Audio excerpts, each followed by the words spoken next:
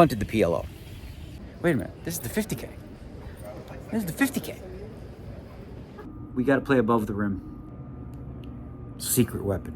You know what I'm saying? Yeah, let's go. Come on, get pumped up. Come on, DNegs, do it, do it, do it, do it. Me have ace king. Me big man. Me bet pot. We ready. Who ready? We ready. Who ready? Who? We ready. Who? Who ready? Who? We ready. Who? Who ready? We ready. Been ready. I waited. My turn. On God. Hell steady. I keep dropping back to back. I keep going. Good morning, people. Good morning. Here at the DNegs Vlog Central, back at home, one of the things we do with this vlog is we hold ourselves accountable, okay? I think I just sucked on a bug. All right. You know, I always shout out to the editors, man. Every morning I look forward to the vlogs. Who knows what the hell they do? And I'm pretty sure something's gonna come out of my mouth there based on what I've been seeing. All right, so as I said, we hold ourselves accountable, right? And you remember earlier when we talked about that guy who punted with 2 10s on the very first hand of the main event, and he sort of was very, anyway, remember that clip where I said, what did I say? If you can find the clip, show me. I think his play was very optimistic. So we'll give you the hand, roughly, because he didn't. Here's another thing too. When a guy doesn't give exact bet sizes and detail, generally speaking, over my 30 years of having horses or staking people and stuff like that, I've found that it's because they know they fucked up. And they don't want you to know exactly how bad, right? Basically, I said, yeah. Often I found that when people know they screwed up, they're very vague with the details. So let's talk about yours truly. Hold ourselves accountable. Punted the PLO. I did. Oopsie meter. Ding. All right, here's the thing. I thought about this hand all night. I was like, so stupid. I know better. I got a little, I think I was tilted. Genuinely. Look at the gym. It's coming together. Genuinely, I think I was tilted after bubbling the 10K and then missing a bunch of flops in the PLO and just not making a hand. So this hand, guy opens. 6-handed. I defend my big blind. Deuce 7-7-10 double. So I got double suited. If I wasn't double suited, I might probably fold that hand, but double suited you defend with a big blind ante. So the flop comes 10-8-6, 2 clubs. I check, he checks.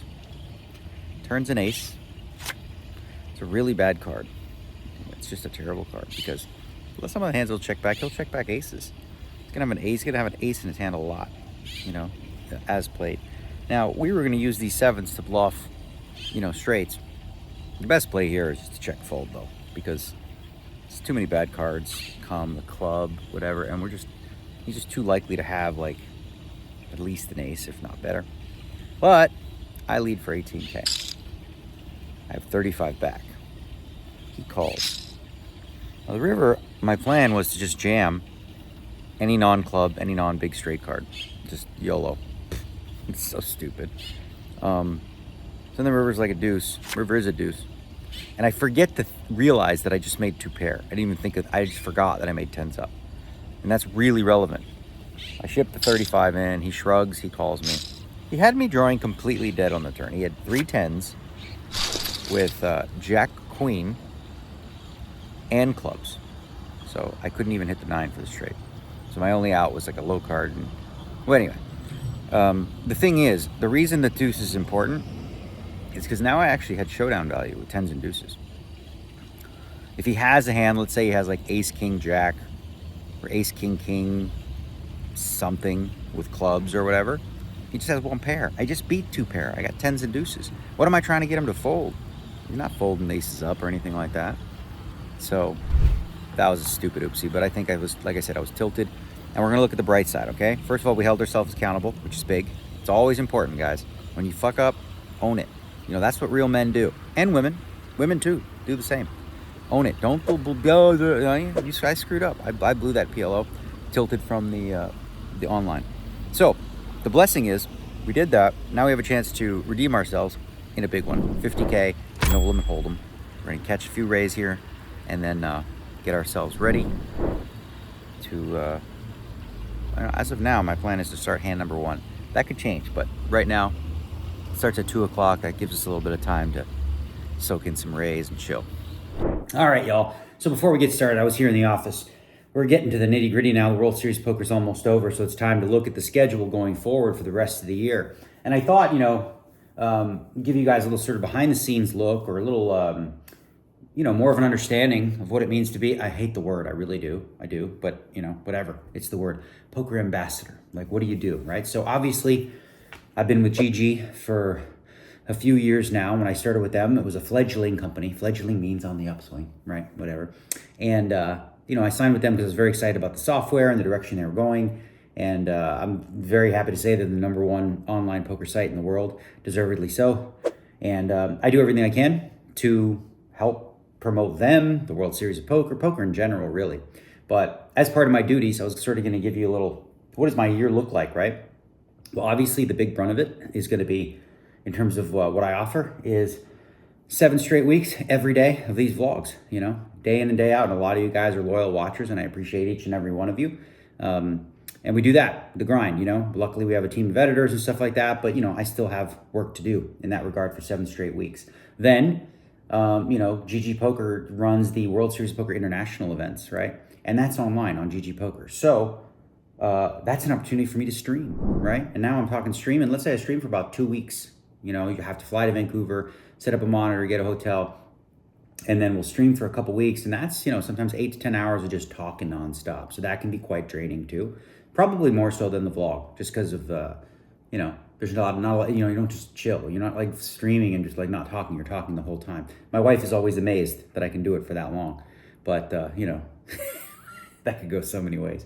So there's that. Then, as we saw last year, and hopefully, again, there's no announcements yet, but hopefully we see return to the Bahamas for the World Series of Poker this December. Like I said, no official announcements, but I'm hopeful that could happen. And if that's the case, we'll get a couple more weeks of vlogs, right? So then as far as content creation, that's what we look at. Then throughout the year, I make YouTube videos about various different things. We'll do commentary gigs if need be. And typically what you'll see is throughout the year, just some sort of what we call marketing hits, Make some snap videos for Instagram, for YouTube, just kind of promoting some of the series on GG or some of the giveaways and deposit bonuses and things like that. So we'll do that. In addition to that, I've created a lot of good relationships over 30 years playing poker. #1 being super agent Brian Balsbog, who always has my back in all things and has really been helpful in helping me make decisions that make sense, Partly this one here with GG Poker, he saw the vision as well for, what we could create, and it's exceeded my expectations, to be honest. So, then Brian, and then of course, the people at the World Series of Poker, I've always had their ear. And I feel like as I've gotten older, I've learned more and more so that rather than scream and yell on Twitter and stuff like that, whenever I have issues, or I see things that could be fixed, I do it behind the scenes. I go speak to the people directly. I give them my take, have these discussions internally, because I think, I don't think it helps poker typically when everyone's just like complaining on the internet, because it just sounds like we're a bunch of complainers. Listen, I've been part of that. I've done that. I've been there. But as I said, I've learned over 30 years of being in this business and marketing the game that, that doesn't help as much as you'd think.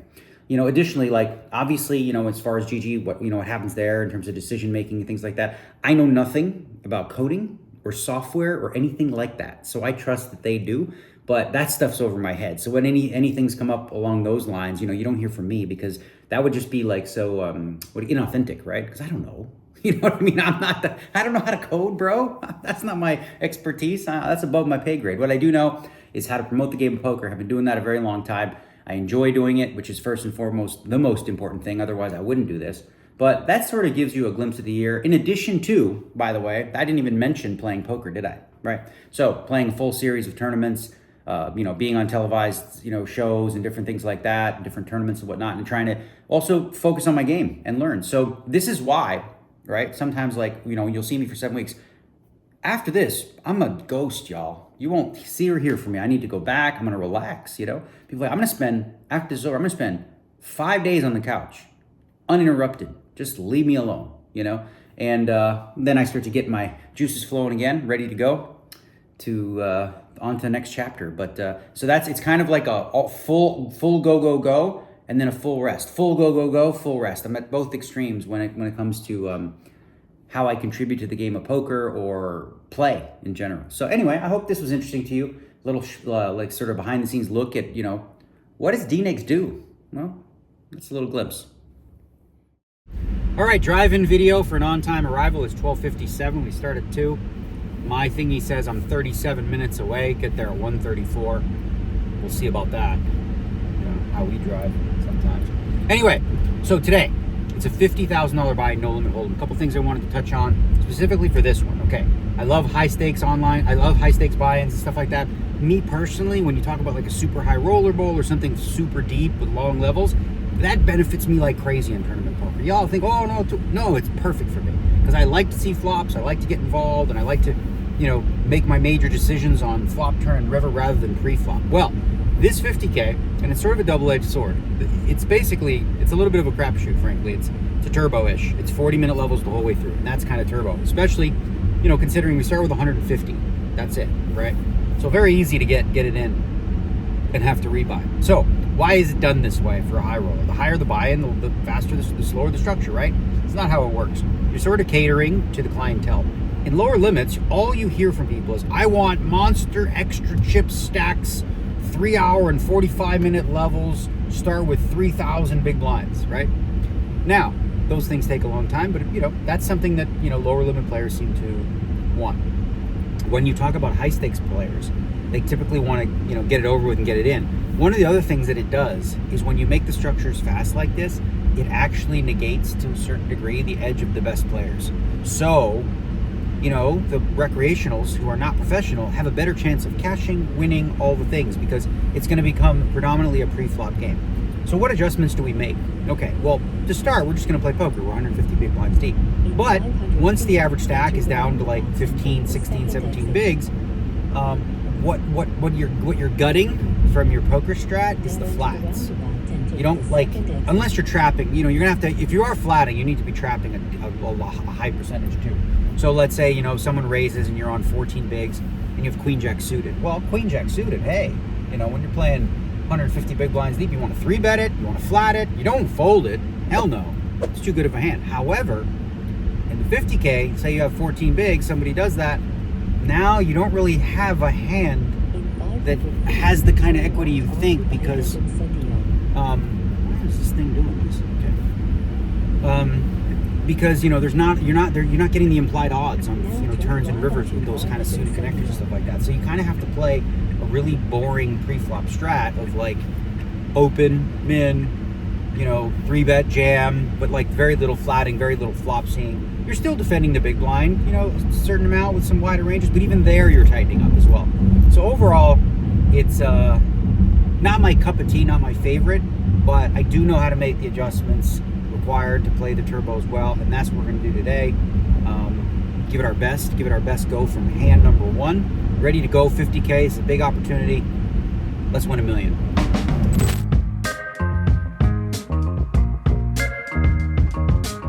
All right, as you expect with a 50K, we're 3 minutes early. I see about 4 people, whatever, but the clock does say 15, and I know more are on the way. I'll tell you who should play, because he never plays the 50K, is this gentleman right here. Why don't you play the 50K? Watch the professionals do it. Or maybe you're just like, what are you, like 49.5 short? Wow. I'm almost there. You're almost there, okay, well, yeah. There. Pokerstake.com. Put Put yourself on PokerStake. I'm sure people will buy. Hey. I love you, but don't be at my table. Well, I'm here. Are you here? Oh, no. All right. Yay! I think you're on my right. Okay, I've never played with you. Never played with you. Never played with you. Never played with him. We have played. We sat next to each Oh. other 2 years ago. Okay, it's been a while. Yeah. But we don't play a lot. So all you guys I never play with, and that's who's here. I don't know. I don't recognize anybody. Is that good or bad? I don't know. You have to be nice. Are you playing too? Yes. Good luck. Thank you. Okay, this is a 50,000 one, right? This one's the 50K? Okay. Yeah, it's the 50K, I think. Wait a minute. This is the 50K. This is the 50K. I know him. I know that guy. Okay, so you're the first person I recognize of the people in the field. Did you that's see him over nice. here? This lady, this gentleman, them all. They're here on time, and the pros are doing what? Where's all the all-stars? Where are all the pros at? Oh, here's one. Here's one coming. Rocco, Rocco's on his way. the Well, whatever. I don't know. What are you? You know? You're just a guy? Okay. So here we are. You? Oh, great. So it's us three over here and then them over there? Yeah, that's how it works. I How guess. that can't be right. Wait a minute. Redraw. Redraw. This didn't make no sense. Okay. Wow. Okay, so here's the deal. You know that ace king. I don't do ace ICM. I'm not filming you. I'm calling this. I don't do the ICM. I don't know what's So the ace king history on the bubble. I'm wondering. I thought maybe it's a fold. But I asked the man. Look at all the math numbers coming out of his head. He did the 0.28. This that, and he said my ace king was. Been all in. Yes. So I played good ICM poker, okay? I didn't punt with ace king. Small blind had aces. What would you have done? Well, he would fucking never fold ace king in a million years. Look at that guy. He's a ace king. Give me. Me want ace king. Me have ace king. Me put money. Ruff, ruff, ruff. We played too much together. Your impersonations are spot on. Me have ace king. Me big man. Me bet pot. All right, so we're going to break, 274,000. I didn't have a single hand for you to discuss because I was just chilling here, not involved at all. The very last hand before the break was an interesting one against Mike Rocco, and there's a lot of dynamic going on here in this hand. So let's go do a proper hand breakdown in the steam room. All right, as I said, there was really nothing to report. It just was, hanging in there with whatever. So now the blinds are 1,500, 2,500, and I have 300,000. Rocco, I think. So this thing, a little texture first. Mike Rocco, the very first hand of the tournament, bluffed it off with 2 10s on king, queen, 9, 8. Went big, big, big, big, big. Then I called him with a king. So he, and then he tried to bluff another guy. So he's definitely in overbet bluffy mode. And this is going to be important in terms of, why this decision is much closer than you'd think. I raise it up to 6,500 with the 3-4 of clubs. He defends his big blind. The flop is 7 of hearts, 5 of hearts, 3 of spades. He checks. I like to check this one back to disguise the strength of my hand. I've also got a straight draw. A 3 or 4 of 6 is going to be, kind of a little bit of a tricky card. I don't mind giving away a free card because also it's an uncomfortable spot if you do get check raised on this flop against the big blind who's going to hit that flop more often than you are. So I check it back. Now the turn is the 10 of spades. So there's double flush draw there and, a 10. Now there's 17 in the pot. He bets 24, so he overbets. Now, I could just fold here, bottom pair, but there's so many draws that he could have. 8, 9, jack 9, 2 spades, 2 hearts, 2, there's just a boatload of draws, right? And my hand, again, is kind of disguised. If I hit a 3 or 4, I can just, 3, 4, or 6, I can call it off pretty comfortably, and he's not going to think that I'm in that range. I call the 24. Now the river is a king, big fat king of clubs, and he bets 167, just massive. Rah, splashes it in there. I use the time bank for this one. Ultimately, so you're thinking about what is the best bluff catcher. Now, sometimes the best, when you think about what is the best bluff catcher, I don't block any hearts, I don't block any spades, I don't block any straight draws. So as far as bluff catchers go, this is a really good one. I block 4-6 for the straight. I block 3 3s, and I unblock all the bluffs, right? So as from that perspective, it's a very, very good bluff catcher. Only concern is, a little bit of a concern is, there is a small percentage of the time where he's going to be bluffing and say, you win, I have a 5. And we just, if he had 5s with a flush draw or something like that, that's certainly a hand he would do that with. And so the concern there is good bluff catcher in terms of picking off bluffs, but some of his bluffs will still be better than me. So I elected to play it safe and I laid it down. I don't know. Close one. And it's only close, like I said, because he's very much in bluff mode. And you can just, based on the hands we saw. But sometimes, you got to be careful of that. A guy bluffs a couple times. Doesn't mean he's going to keep doing it. He's going to keep using those sizes to try to get you to pay him off. So I don't know what he had. I'm never going to know. But he's good enough, or he's aggressive enough to just bet a king there, by the way. So if, let's say he had a king-eye flush draw and he hit the king, he's going to bet it on the river for that size as well. He's going for it. So with a guy like him, in this case, we'll set traps. But we want to have a little stronger hand than bottom pair, on that board. So we threw that away, but feel great. I feel really energetic. I'm wearing this cool new GG sweats. I love this new design. This is so cool. Man, they're really stepping up their game. Whoever designed this one too, yo, thumbs up. Okay, bullet 1 is down. Bullet 1 is down. We'll talk about it in the break room. Very frustrating first bullet. The last hand here against Nick Petrangelo came 10-4-3. I was short. I had 10 jack. He had 10 queen. Turn was a 10, so a lot of outs to chop. Didn't hit any. So I'm gonna take we got 30 minutes before they're going on break, so I got a little bit of time here. We'll talk about one breakdown. All right, let's talk about the hand that put us under 200 and then made us short and then got us broke. I'm in the mid position. I raise. At 1,500, 3,000. The blinds are, I have 290K stacked, 100 bigs almost. I raised to 7K with Jack 9 of hearts. Philip Sternheimer calls right next to me. Everyone else folds. So the flop is Jack 10 deuce club spade. That's a flop that should hit him pretty hard, and I'm going to be checking a lot, so I choose to check. Now he does some goofy ass shit, just flat out, just some goofy ass shit, and he bets 27,000. Overbets the pot. Okay, buddy, whatever the fuck that is, I don't know. And I almost just folded on the flop. I'm like, there's not a lot of great situations here that can play for me. He's either got, you know, he could have Jack 10, 10-10, Jack, or like a big draw type hand. But I mean, listen, I'm getting a price. I got a top pair. I'm not folding. So I call. Now the turn's a 9 of spades. 2 flush draws there. Jacks and 9s. It's a scary card though. Now King Queen beats me. Jack 10 still beats me. You know, I'm not like in love with it, but I'm not folding either. I check. He bets 65,000. What the hell is this guy doing? I mean, the hand he has just anyway. So I call. River's a 10. I check, he checks. He has ace jack. Bet the turn. It's like, come on, bro. When I call, never mind. Whatever. No lessons here. And anyway, then I got short. I was under 100 at 5K big. I had 101 to start hand. I raised the cutoff. Jack 10. Foxen calls. Nicky P calls. Comes 10-4-3. Check to me. I bet 13. Nicky P raises to 35 from the big. He can do that with any pair, any 10. A lot of draws, ace 5, you know, 5-6, 4, just a whole bunch of shit, you know. So I put it in. He has queen 10, and then the turn was a 10, 3 10s to on the turn, and that's that. I'm just so card dead in this thing. I lost another pot with 10s against ace jack where Mike Rocco bluffed me in a weird fucking hand. So goofy. Other than that, man, just really card dead. It's been like a theme lately. Me, old DNegs sitting here with 4 big blinds in like the last 5 tournaments. It feels like. All right, little break. Reset the mind. Let's get focused on bullet number 2. It's almost weird because in my brain I'm like, this. You're just, you know, you're gonna be in for 2 bullets, right? Something inside me, like I just know stuff. It's like I'm in tune with the deck. And second bullet, we gotta play above the rim. We didn't play above the rim. We just played at it. Got to play above it. All right. Always got to be honest with ourselves. Feeling a little down after that first bullet. Just didn't feel good. Nothing about it felt good. So we're going to go back in, though, because we're going to man up.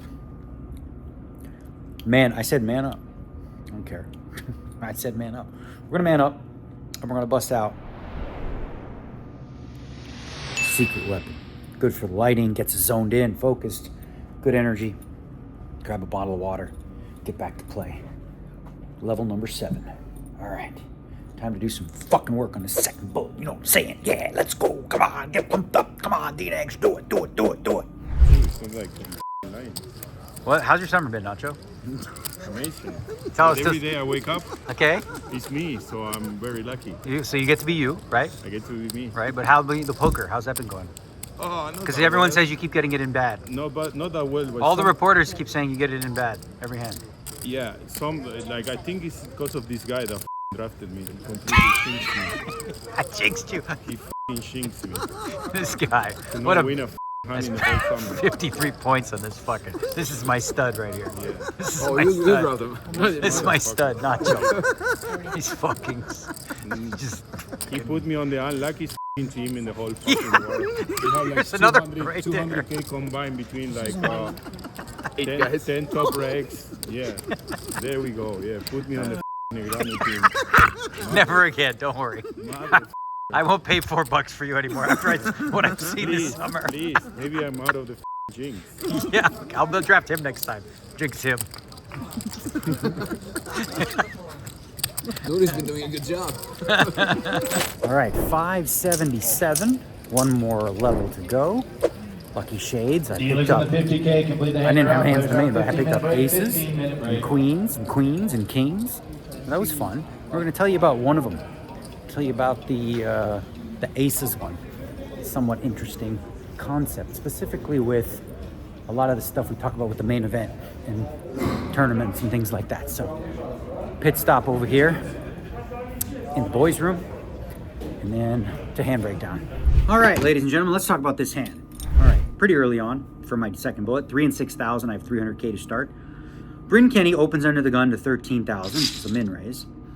and I'm in middle position, and I pick up black aces. Now, things to consider. Number one, Bryn knows in this spot against an under-the-gun range that I'm going to be under-bluffing with my 3-bets. I'm not going to be 3-betting light very much. I don't do the ace-4 suited thing all that much, once in a while. But he's going to give me a lot of credit if I 3-bet here, right? Probably too much credit. And he might fold some hands that potentially we could win some money from, post-flop. Additionally, what this does is it balances my flat range, because he knows when I flat, I can have 10-jack suited, pocket 9s, pocket 6s, pocket 5s, a whole bunch more hands that I would call with that I need protection with, because a couple short stacks under 20 bigs behind me. So you don't want to allow yourself to be in a spot where every time you flat, people squeeze you because they know that you're not trapping enough. So I feel like in this spot with a couple guys behind me, I decided to just trap and flat with the aces. Nacho defends his big blind as well. And the flop is jack, deuce, deuce, 2 spades. Check, check, check to me. I have the ace of spades. There's not a lot I'm worried about here. I'm not always betting this flop. Even with a jack, I'm checking sometimes too. So I think it makes a lot of sense to just, and also let's say just have a queen or a king, something like king, queen. They have nothing. I want them to make a pair. So I check. The turn is a 7. Nacho checks. Now Bryn bets 18. And there's no point in raising here. I mean, listen, first of all, you can have pocket 7s. He doesn't have the nut flush draw. We have the ace of spades. And, if he has a jack, he'll probably bet the river, which is great for us. So I just call. Nacho folds, and the river brings another 7. Now Bryn bets 38,000. So now your dilemma is this. Do you try to extract value here by raising with the aces and target a jack, queens, or kings, or whatever, right? Those are the hands you target, okay? The problem is Bryn's a smart player. There's some jacks that he's just going to fold anyway. He's not always going to call us with a check, so we can't just count on that jack calling. So now we're targeting kings and queens. The other issue is this. He can give me more value hands because I could have checked the flop with like 7-8 suited, hit a 7 on the turn, and called. And now I make 7s full. So, and again, he could have ace-2 suited, can have a lot of 7, king 7 suited, he could have jack-jack. There's a whole bunch of hands he can have that are ahead of our aces. And then the question is, how many hands does he have that we can get value from that we beat, right? Because who knows, in that spot, like a really good player might fold queens or kings too. So in that case, the principle I wanted to teach you is in spots where you're not going to have enough bluffs or you're not going to be bluffing very much, then you cannot try to get thin value because you don't have enough bluffs. So all you'll end up with is not value, but they fold when you had them and they just stick it in your face when you went for the thin value. So it's an important consideration if you construct your ranges in such a way sometimes where you'll be under bluffing some spots. You also have to value bet more stringently and not go for every little bit of value. Anyway, that's that. 2 more hours, and we're done for the night.